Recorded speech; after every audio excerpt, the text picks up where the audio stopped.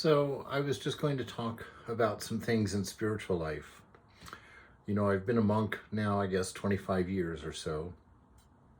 And I was thinking about the first day that I joined in 1999. That night that I first showed up at the monastery door with my one bag in my hand, which was everything that I had left in the world. I had liquidated everything else and just had this one bag left. And I went to the monastery door and knocked, and Swami Prabodhananda answered the door. And he had asked me to be there at 8 p.m. and I was there at 8 p.m.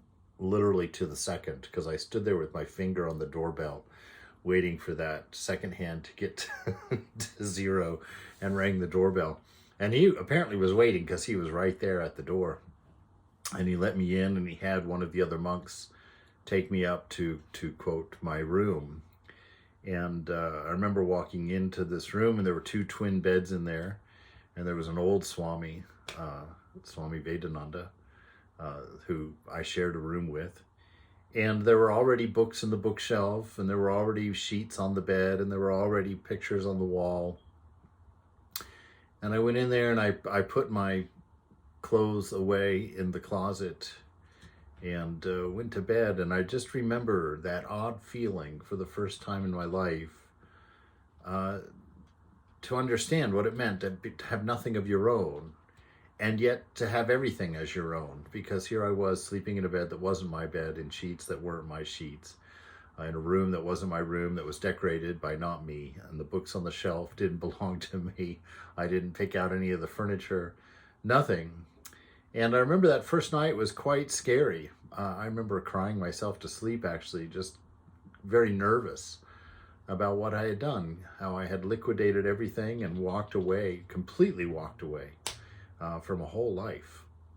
And wondering if that was going to be all right and how it was going to work out. And here I am 25 years later. And now pretty much the whole thing just makes me chuckle, actually makes me laugh. I've really taken it to heart that life is a play. It's the play of the divine. And to not take things too seriously, not to take yourself too seriously, but to keep a steady pressure on just being the best you can possibly be. We talk about God realization, and that's kind of just a phrase that doesn't mean much to somebody who hasn't done it, I can say. And so really, what is God realization? God realization is learning how to naturally be the person you've always wanted to be. Learning how to naturally be loving, where ideas of selfishness and concern about yourself aren't the things popping up in your mind first ahead of everything. It's taught me how to grow old. Of course, everybody keeps telling me I'm not old, but I look in the mirror and I see gray hair, and I see all these things on my face that, you couldn't even see them in my 20s, and now they're practically becoming their own personalities. And, this constant thought of the divine and the practices that we've done through these 20-something years to separate myself out from the body and mind inside through experience, not through just convincing myself of something, but observing things interiorly, in the mind, in the body. To study the inside world instead of the outside world has been a great thing. It's given me a wonderful sense of humor about it all. And to know that I'm not the body and not the mind, which sounds like such a strange thing even still to say. But knowing that has made growing old really fun. I mean, in the sense that just, checking out, seeing, just watching the whole body melt. And all the new groans that I come up with for standing up or sitting down, or God forbid, from getting out of bed in the morning. All of these things, to be able to third party them, to not personalize them, to not have them say anything about me, but just to watch it happen and see myself become an old man, which is really a funny mystery, because growing up, old people are sort of their own thing. You're born into a world where there's old people, and so old people are always this other thing out there. And now to find myself being one of them and being reminded about it.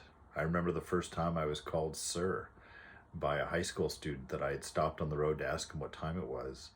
And I said, "Hey, can I ask you a question?" He goes, "Yes, sir." And I was so taken aback. "What do you, sir? I, what? We're the same age." Of course, I was 45 at the time. But just that funny thing, in the monastery, life doesn't clock you like it does in the world. You don't get married, so you don't have that goalpost to say, "Oh, I'm a husband now." You don't have kids, so you don't cross that, determining line, like, now I'm a father. And they don't graduate from high school, so I don't have any kids in college. And I grew up just being the same every day. Life in the monastery is very regulated and very predictable, and very much the same every day. And you don't realize that life in the outside world is really passing. I remember really seeing that in San Francisco. Outside the front window of the monastery, there was another house across the street there on Vallejo Street. And there was a young man who one day was out selling cookies and lemonade at a bicycle race there up the Fillmore Hill.